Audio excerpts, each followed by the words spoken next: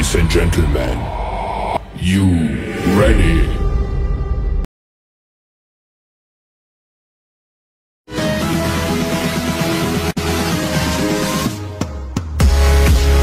Hi, magandang araw nga pala, dahil medyo pasira na ang upuan namin, kaya bumili na ng bago ang asawa ko, sa SM.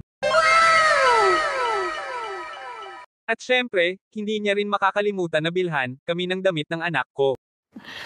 Sana all. Bumili na rin din pala siya ng 2 dosena na panty para sa anak namin. Bago nga pala ang lahat, shoutout muna nga pala sa bagong kasal, Mr. Pasky Serel, at Mrs. Francia Banya. Congratulations po sa inyong dalawa, mama at tatay kong biyanan.